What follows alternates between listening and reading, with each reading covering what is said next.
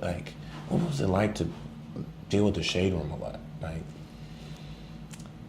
in places like that? I think honestly, that's what I mean by saying learning as I go, right? Like I wasn't sure, like the HBCU Buzz, those HBCU outlets, that I think for me, the importance of that really came from all that misinformation early on about how Joe Biden was defunding HBCUs. And that just wasn't true. Like somebody literally just made that up. He gave more money to HBCUs, $19.3 billion, than any president ever.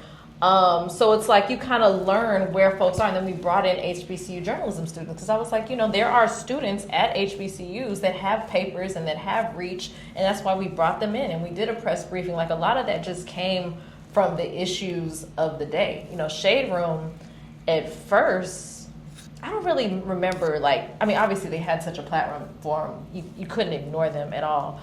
But I remember my first real, going back and forth with Shade Room was when I think they published something that I just vehemently disagreed with. And they did not agree with me. I didn't agree with them. We were going back and forth. We were getting people like Cedric Richmond and other people on the phone. It was just this whole back and forth.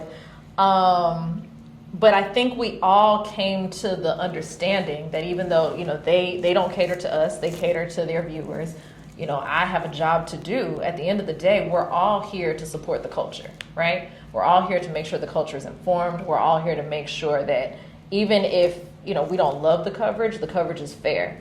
And when I realized that they were open to those types of conversations, we just kept having them more. And, they would come to the White House and do various segments. And, it was never my job, even though some may disagree, it was never my job to censor any media outlet. It was my job to provide access, and it was my job to hold them accountable and make sure that their coverage was as fair as possible.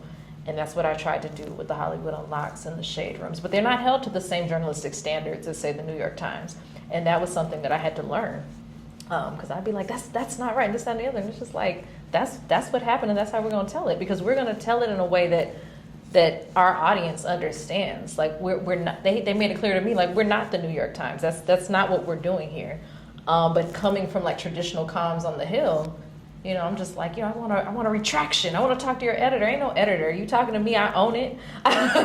So it was kind of learning this new media that I used all the time, but I had never worked with in that capacity. And it was eye-opening. What do you think about that as because that's, to me, they have equally as much power. For sure. As your New York Times. More. Because when they post ABC, something, it goes Fox crazy, News. And there's nothing that you can do about it. And I think that is very different than traditional media, because you got to wait for your paper to come out. I mean, it may come up online, but social media, everybody is looking at their social media all the time. And I would say they are probably looking at their social media more than they're looking at their news apps. So when that thing goes, it goes. And then people are going to repost it, and people are going to comment on it.